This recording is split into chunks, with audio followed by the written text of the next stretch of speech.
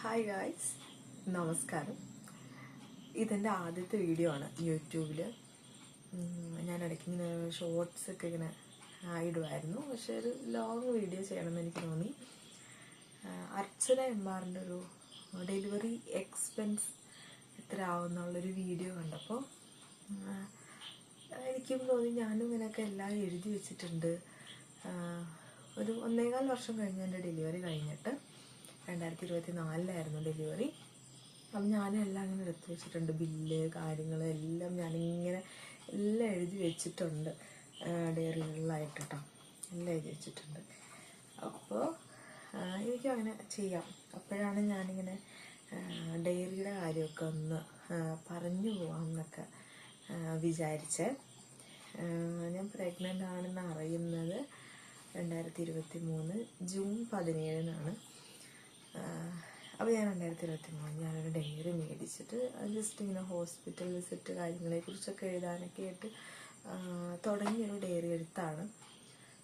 പക്ഷേ അത് പിന്നീട് ഇങ്ങനെ നമ്മുടെ എല്ലാ കാര്യങ്ങളും എഴുതി ഇങ്ങനെ വയ്യായ്കകളാണെങ്കിലും പ്രഗ്നൻസിയിലുണ്ടായിരുന്ന ഓരോ ദിവസം ഉണ്ടായിരുന്ന സന്തോഷങ്ങൾ, സങ്കടങ്ങൾ, അങ്ങനെയുള്ള കാര്യങ്ങളെല്ലാം ഞാനിങ്ങനെ വെറുതെ ഇങ്ങനെ കുത്തിക്കുറിക്കും. അപ്പോൾ അങ്ങനെ എഴുതി തുടങ്ങിയതാണ് 2023. 2024 വാവ ഉണ്ടായി കഴിഞ്ഞിട്ട് വാവയുടെ കാര്യങ്ങൾ, അതിൻ്റെ ഓരോ മൈൽ സ്റ്റോൺസ് കാര്യങ്ങളെല്ലാം ഞാൻ എഴുതും. ഇപ്പോഴും എഴുതും. 2025 ഇപ്പോഴും ഞാനിങ്ങനെ എഴുതിക്കൊണ്ടിരിക്കും. പക്ഷെ എന്നും എഴുതാം അങ്ങനെയൊന്നുമില്ല കേട്ടോ. എന്താ പറയുക, എന്തെങ്കിലുമൊക്കെ കാര്യങ്ങളുള്ളപ്പോൾ എന്തെങ്കിലും എഴുതാൻ പാകത്തിനുള്ള കാര്യങ്ങൾ ഉള്ള സമയത്ത് മാത്രമേ എഴുതുള്ളൂ. എന്ന് വെച്ചാൽ വലിയ കാലത്തും എഴുതുന്നല്ല, ഓൾമോസ്റ്റ് എന്തെങ്കിലുമൊക്കെ ചില ദിവസങ്ങൾ എഴുതാനുണ്ടാവും. പക്ഷെ ചില ദിവസം നമുക്ക് ഒന്നും ഉണ്ടാവാതിരിക്കുന്ന ദിവസങ്ങളുണ്ടല്ലോ, ഒരു കാര്യം എഴുതാനില്ലാത്ത ദിവസങ്ങൾ. അങ്ങനെയുള്ള സമയത്ത് എഴുതില്ല. ഒന്നുമില്ലാത്ത ദിവസങ്ങളിൽ എഴുതൂല കേട്ടോ. അപ്പം അങ്ങനെ അതാണ് എൻ്റെ ഡയറിയുടെ ഒരു ഇത്. അങ്ങനെ ഞാൻ എൻ്റെ ഒരു 9th മന്ത്, എൻ്റെ പ്രഗ്നൻസിയുടെ 9th മന്തൊക്കെ ആയപ്പോഴാണ് എനിക്ക് തോന്നി ഒരു ബുക്ക് വെറുതെ ഇങ്ങനെ എഴുതാം, ഒരു ജേണി എങ്ങനെയുണ്ടെന്നൊക്കെ ബുക്കിൽ എഴുതി വെക്കാം. ഇതിപ്പോൾ നമ്മൾ ഓരോ ദിവസത്തെ കാര്യങ്ങളാണ് നമ്മൾ ഡയറിയിൽ എഴുതുള്ളൂല്ലോ. അപ്പോൾ ഇതാവുമ്പോൾ അങ്ങനെ എങ്ങനെ ഉണ്ടായിരുന്നു, എൻ്റെ പ്രഗ്നൻസി ജേണി എങ്ങനെയായിരുന്നു എന്നൊക്കെ വെറുതെ ഓർത്തിരിക്കാമല്ലോ എന്നൊക്കെ വിചാരിച്ചിട്ട് അങ്ങനെ ഫ്ലിപ്കാർട്ടിലൊരു ബുക്ക് 2 ഇങ്ങനെ ഓഫറിൽ കണ്ടപ്പോൾ ഞാൻ മേടിച്ചാണ്. അപ്പോൾ ഒരെണ്ണത്തിൽ ഡെലിവറി വരെയുള്ള കാര്യങ്ങളും ഒരെണ്ണത്തിൽ ഡെലിവറി കഴിഞ്ഞിട്ട് വാവ വന്നതിന് ശേഷമുള്ള കാര്യങ്ങൾ, അങ്ങനത്തെ കാര്യങ്ങൾ. ഇപ്പോൾ ഡെലിവറിക്ക് മുമ്പുള്ള പ്രഗ്നൻസി ടൈമിലൊരു ബുക്കിലാണെങ്കിൽ ഞാൻ ആ ദിവസം ഞാൻ എന്നാണ് പ്രഗ്നൻ്റ് ആണെന്ന് അറിഞ്ഞ് അന്ന് എന്നിട്ട് ഹോസ്പിറ്റലിൽ പോയി, എന്നിട്ട് ആരെയൊക്കെ വിളിച്ചു, എല്ലാം എഴുതിയിട്ടുണ്ട്. അങ്ങനെ എല്ലാം അങ്ങനെ ഓർത്ത് നമ്മൾ കുറേ കഴിയുമ്പോൾ നമ്മൾ വായിക്കുമ്പോൾ നമുക്കൊരു രസം വേണ്ടിയിട്ട് എഴുതുകയാണ്. ഇത് ഫുള്ള് എഴുതിയിട്ടില്ല കേട്ടോ. അവസാനം വരെ 9 മാസം വരെയുള്ള എല്ലാ കാര്യങ്ങളും ഫുള്ള് ഞാൻ എഴുതിയിട്ടില്ല. അത് എഴുതി കംപ്ലീറ്റ് ആക്കണം. മടി, സമയക്കുറവ്, മടിയാണ് മെയിൻ. അതാണ് എഴുതി തീർക്കാണ്ടിരുന്നത്. അത് എഴുതി തീർക്കണം.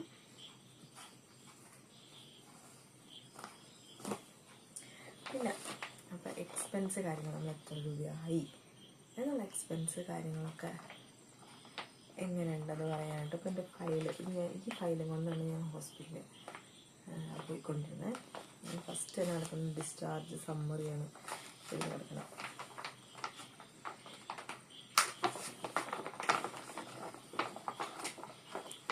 എല്ലാ ബില്ലുകളും എല്ലാ കാര്യങ്ങളും ഉണ്ട് അതിൽ. എല്ലാ ബില്ല് കാര്യങ്ങളും എല്ലാം ഞാൻ സൂക്ഷിച്ച് വെച്ചിട്ടുണ്ട്. ഇതങ്ങനെ സൂക്ഷിച്ച് വെച്ചിട്ട് വല്ല കാര്യം ഉണ്ടെന്ന് എനിക്ക് തോന്നുന്നില്ല. കാരണം എല്ലാം ചിലപ്പോൾ മാഞ്ഞു പോകാനുള്ള സാധ്യതയുണ്ട്. പക്ഷെ എന്നാലും ഞാൻ എല്ലാം ഈ ഫയലിലിങ്ങനെ വെച്ചുകൊണ്ട് ഈ ഫയലിലിങ്ങനെ ഇരിക്കുന്നുണ്ട്. സ്കാനിങ്ങിൻ്റെ റിപ്പോർട്ട് കാര്യങ്ങൾ, എല്ലാ കാര്യങ്ങളും ഇതിൽ വെച്ചിട്ടുണ്ട്. അപ്പോൾ ഇതിങ്ങനെ ബില്ല് കാര്യങ്ങളൊക്കെയാണ് നമ്മുടെ കയ്യിൽ നിന്ന് ഇനി പോയാലോ എന്ന് വിചാരിച്ചിട്ട് ഞാൻ ഓരോ തവണ ഹോസ്പിറ്റലിൽ നിന്ന് വന്നു കഴിയുമ്പോഴും 2023 ഓരോ തവണ ഹോസ്പിറ്റലിൽ കൊണ്ടു വന്നപ്പോഴും ഉള്ള കാര്യങ്ങൾ, എത്ര എമൗണ്ട് ആയി എന്നൊക്കെ ഉള്ള കാര്യങ്ങൾ ഞാൻ എഴുതി വയ്ക്കും.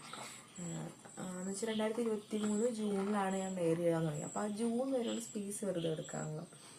അപ്പോൾ ഞാൻ വിചാരിച്ചു അതിലിങ്ങനെ എന്ത് എഴുതാമെന്ന് വിചാരിച്ചപ്പോൾ ഞാൻ വിചാരിച്ചിങ്ങനെ ഇത് എഴുതി വെക്കാം. എല്ലാ എന്നും ഹോസ്പിറ്റലിൽ പോയിട്ട് വരണോ, അപ്പോൾ ഞാൻ അതൊക്കെ എഴുതി വെക്കുവേ.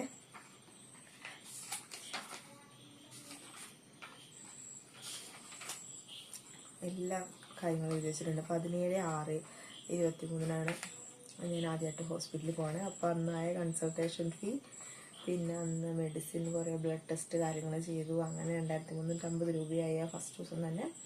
പിന്നെ നമ്മൾ സ്കാനിങ്ങിനാണ് പോണത്, 7th വീക്കിൻ്റെ സ്കാനിങ്ങിന്. അപ്പോൾ അതിൻ്റെ കാര്യങ്ങൾ, സ്കാനിങ്ങിന് 600 രൂപ അങ്ങനെ. പിന്നെ തൈറോയിഡ് ഉണ്ടെന്ന് പറഞ്ഞു, പ്രഗ്നൻസിയിൽ എനിക്ക് തൈറോയിഡ് ഉണ്ടായിരുന്നു. അപ്പോൾ അതിൻ്റെ ഒരു ഗുളിക അന്ന് മേടിച്ചു, 144 രൂപ. അങ്ങനെ എല്ലാ കാര്യങ്ങളും ഞാൻ എന്നൊക്കെ നമ്മൾ ഹോസ്പിറ്റലിൽ പോയിട്ടുണ്ടോ അന്നൊക്കെ എന്തായി, എങ്ങനെയായി, ആ എമൗണ്ട് കാര്യങ്ങളെല്ലാം ഞാൻ എഴുതി വെച്ചിട്ടുണ്ട്. എല്ലാം എഴുതി വെച്ചിട്ടുണ്ട് കേട്ടോ. അപ്പോൾ അതിന് ലാസ്റ്റ് എനിക്ക് കൂട്ടാനും ഭയങ്കര എളുപ്പമായിരുന്നു.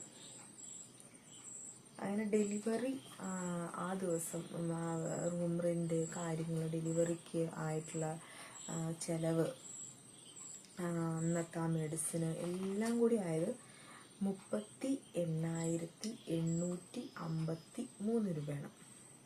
ഇനി ഡെലിവറി വരെ, അതിന് മുമ്പ് വരെയുള്ള നമ്മുടെ ഹോസ്പിറ്റൽ വിസിറ്റ്, കാര്യങ്ങൾക്ക്, മെഡിസിന്, കൺസൾട്ടേഷൻ ഫീ, എല്ലാ ടെസ്റ്റുകൾ, സ്കാനിങ്, എല്ലാം, ബ്ലഡ് ടെസ്റ്റ്, സ്കാനിങ്, എല്ലാ സ്കാനിങ്ങുകളും എല്ലാം ഉൾപ്പെടെ ആയത് 25,345 രൂപ.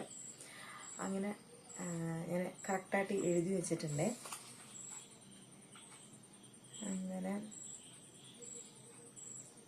അങ്ങനെ ടോട്ടൽ ചിലവായിരിക്കണം ഈ പ്രഗ്നൻസി ഫുള്ള്. ടോട്ടൽ ചിലവായിരിക്കുന്നത് 64,198 രൂപ. 64,198 രൂപയാണ് ഈ പ്രഗ്നൻസിയിൽ ഫുള്ള് ചിലവായിരിക്കുന്ന കാര്യങ്ങൾ. അപ്പോൾ ഇതിങ്ങനെ ഇപ്പോൾ പറഞ്ഞതുകൊണ്ട് പ്രത്യേകിച്ച് ഉപയോഗ കാര്യങ്ങളൊന്നുമില്ല. കാരണം ഞാൻ 1.25 വർഷം മുമ്പത്തെ ഒരു എക്സ്പെൻസ് കാര്യങ്ങളാണ് ഇതിൽ പറഞ്ഞത്. പക്ഷെ എന്നാലും 1.25 വർഷം മുമ്പ് എനിക്ക് ഇത്രയാണ് ചിലവായത്. അപ്പോൾ ഇപ്പം വലിയ മാറ്റങ്ങൾ ഉണ്ടാവില്ല. ഞാൻ കാണിച്ച ഹോസ്പിറ്റൽ, അതും ഞാൻ ഇതുവരെ പറഞ്ഞില്ല, കാണിച്ച ഹോസ്പിറ്റൽ കുറുപ്പുംപടിയിൽ ഗീതാഞ്ജലി എന്ന് പറയുന്നൊരു പ്രഗ്നൻസി പിന്നെ കുട്ടികളുടെ പീഡിയാട്രിഷനും ഉള്ളൊരു ഡോക്ടറാണ്. ഒരു പീഡിയാട്രിഷനും 2 ഗൈനക്കും ആണുള്ളത്. ഇതിൻ്റെ മാത്രമൊക്കെ ആയിട്ടുള്ളൊരു ഹോസ്പിറ്റലാണ്. ഞാൻ അവിടെയാണ് കേട്ടോ കാണിച്ചത്. അപ്പോൾ അവിടെ വലിയ വ്യത്യാസങ്ങളൊന്നും 1.25 വർഷം കൊണ്ട് ഉണ്ടായിട്ടില്ലെങ്കിലും കുറച്ചൊക്കെ റേറ്റിലും കാര്യങ്ങളിലും എമൗണ്ടിലൊക്കെ എന്തായാലും കുറച്ച് വ്യത്യാസം ഉണ്ടാവും. പിന്നെ വേറെ വേറെ ഹോസ്പിറ്റലിനനുസരിച്ച് ഒരുപാട് മാറ്റങ്ങളുണ്ടാവും. പിന്നെ എനിക്ക് നോർമൽ ഡെലിവറി ആയിരുന്നു, ഒരുപാട് കോംപ്ലിക്കേഷൻസ് കാര്യങ്ങളൊന്നും ഉണ്ടായിരുന്നില്ല. പിന്നെ AC റൂമല്ലായിരുന്നു, ഒരു നോർമൽ റൂമായിരുന്നു. അപ്പോൾ അതുകൊണ്ടാണ് മെഡിസിനും എല്ലാം കുഞ്ഞിൻ്റെ ടെസ്റ്റിനും കുഞ്ഞുണ്ടായതിന് ശേഷമുള്ള കുഞ്ഞിൻ്റെ ടെസ്റ്റും കാര്യങ്ങളും എല്ലാം കഴിഞ്ഞിട്ടുള്ള കേട്ടോ. കൊച്ചിൻ്റെ ഹിയറിംഗ് ടെസ്റ്റ് എല്ലാം, മെഡിസിൻ, നമുക്ക് വിറ്റമിൻ D ഒക്കെ കിട്ടും, മൾട്ടി വിറ്റമിനൊക്കെ, ആ ഡ്രോപ്സ് എല്ലാം സഹിതമാണ് കേട്ടോ. അവൻ്റെയും എല്ലാം സഹിതമാണ് നമുക്ക് 38 സംതിങ് ആയത്. ഡെലിവറിയുടെ ഒരു എല്ലാം കൂടി കൂടിയിട്ടുള്ള ചാർജർ, റൂം റെൻ്റ് എല്ലാം കൂടിയിട്ടുള്ള ഒരു 38 രൂപ അന്നായത്. അപ്പോൾ ഇതാണ് എൻ്റെ വീഡിയോ. അപ്പോൾ ഞാൻ ഇത്രയും കാര്യങ്ങളാണ് ഡയറികളിലും ബുക്കിലൊക്കെ ആയിട്ട് കുത്തിക്കുറിച്ച് എഴുതിയൊക്കെ ഇങ്ങനെ എടുത്ത് വെച്ചേക്കണേ. പക്ഷെ ഇത് രസമാണ്, നമുക്കിങ്ങനെ പിന്നീട് വായിക്കുമ്പോഴൊക്കെ രസമാണ്. ഇപ്പോൾ 24 ഞാൻ എടുത്താലും അവൻ ആദ്യമായിട്ട് കമിഴ്ന്ന് വീണത്, അവൻ്റെ ഓരോ മൈൽ സ്റ്റോൺസ് ഉണ്ടല്ലോ, അവൻ അമ്മേന്ന് വിളിച്ചത്, അവന് മുട്ടുകുത്തിയത്, ഇരിക്കുന്നത്, നടന്നു, എല്ലാ കാര്യങ്ങളും അവൻ ഇങ്ങനെ ഇങ്ങനെ എഴുതി വെച്ചിട്ടുണ്ടാവും. എല്ലാ കാര്യങ്ങളും, അവൻ്റെ കളി, ചിരി, അവൻ ചിലപ്പോൾ ഇങ്ങനെ ചെയ്തു, എന്തെങ്കിലും ഇൻട്രസ്റ്റിംഗ് ആയിട്ടൊക്കെ അവൻ ചെയ്യുന്ന ദിവസമൊക്കെയാണെങ്കിൽ ഞാൻ അതൊക്കെ ഇങ്ങനെ എഴുതി വയ്ക്കും. അപ്പോൾ അതൊക്കെ ഇപ്പോൾ വായിക്കുമ്പോൾ നല്ല രസമുണ്ട്. പക്ഷെ അതുപോലെ കുറേ നമ്മൾക്ക് വിഷമം എന്ന് പറഞ്ഞ ദിവസങ്ങളുണ്ടെങ്കിൽ അതും ഉണ്ടാവുമല്ലോ. അപ്പോൾ അത് വായിക്കുമ്പോൾ നമ്മൾ അയ്യോ അന്ന് അങ്ങനെയൊക്കെ ഉണ്ടായിരുന്നല്ലോ എന്നൊക്കെ ഇങ്ങനെ ആലോചിക്കും. പക്ഷെ അല്ലാണ്ട് ഓൾമോസ്റ്റ് കുഴപ്പങ്ങൾ കാര്യങ്ങളൊന്നുമില്ല. നമ്മൾ വായിക്കുമ്പോൾ ഒരു രസം, ഒരു ആ സന്തോഷം ഒക്കെ എനിക്ക് എന്തോ ഇഷ്ടമായി. അതുകൊണ്ട് ഞാനിതിങ്ങനെ കണ്ടിന്യൂ ചെയ്ത് പോകണം, ഡയറി എഴുതുന്നത് കാര്യങ്ങളൊക്കെ. അപ്പോൾ അതാണ് ഇന്നത്തെ എൻ്റെ വീഡിയോ. എൻ്റെ ഡയറി, ബുക്ക്, ബില്ലുകൾ, പ്രഗ്നൻസി, ഈ കാര്യങ്ങളൊക്കെ ആയിരുന്നു. അപ്പോൾ എല്ലാവർക്കും വീഡിയോ ഇഷ്ടപ്പെട്ടെങ്കിൽ ലൈക്ക് ചെയ്യുക. ടാറ്റാ.